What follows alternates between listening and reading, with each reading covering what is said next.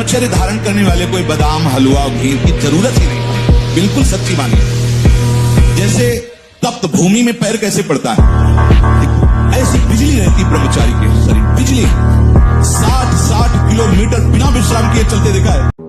दुनिया के चाहे जितने भी श्रृंगार कर लो, जब तक तुम्हारा ब्रह्मचर्य ठीक नहीं, चरित्र ठीक नहीं, भजन ठीक नहीं, तो तुम्हारे चेहरे पे आकर्षण नहीं होगा।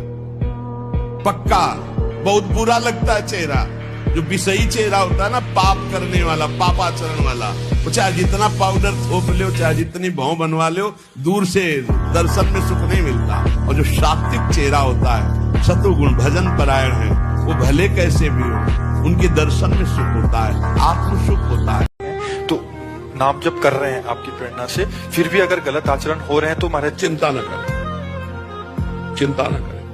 ये बहुत बड़ा डिपार्टमेंट है। माया का चाहे लाख कसम खा लो, पूर्वाभ्यास गिराएगा, लेकिन तभी हम कहते हैं 1000 बार गिरो तो भी घुटने टेक कर बैठे मत रहो, तुरंत खड़े हो और फिर चलो और सोचो कि मेरे से त्रुटि कहाँ हुई, जहां मैं गिरा वो मेरे से गलती क्या हुई। तो आपको गलती समझ में आ जाए तो उस गलती को छोड़ो, आगे बढ़ो, अंतिम सांस तक भगवत प्राप्ति हो जाएगी। अरे भैया, ऋषि मुनियों को भी भ्रष्ट करने की सामर्थ्य रखती है, बड़े बड़े औरों की तो बात जाने दो। इसलिए छोटे छोटे बच्चे अगर ये गिर जाते हैं तो कोई बात नहीं है, फिर आगे चलो, फिर आगे बढ़ो। कल एक छोटे साधक थे, वो कह रहे थे कि पहले प्रोत्साहित होके ये गलतियां स्वाभाविक हो जाती थी, आज पता लग रहा है कि ये गलती है हमारा। हाँ, मतलब इस सत्संग के कल असहनीय हो जाएगी, कल असहनीय हो जाएगी कि वो कैसे गई। जब असहनीय हो जाएगी तो छूट जाएगी। तो नाम जप कर रहे हैं आपकी प्रेरणा से, फिर भी अगर गलत आचरण हो रहे हैं तो महाराज चिंता न करें, चिंता न करें। ये बहुत बड़ा डिपार्टमेंट है। माया का चाहे लाख कसम खा लो, पूर्वाभ्यास गिराएगा, लेकिन तभी हम कहते हैं 1000 बार गिरो तो भी घुटने टेक कर बैठे मत रहो, तुरंत खड़े हो और फिर चलो और सोचो कि मेरे से त्रुटि कहाँ हुई, जहां मैं गिरा वो मेरे से गलती क्या हुई।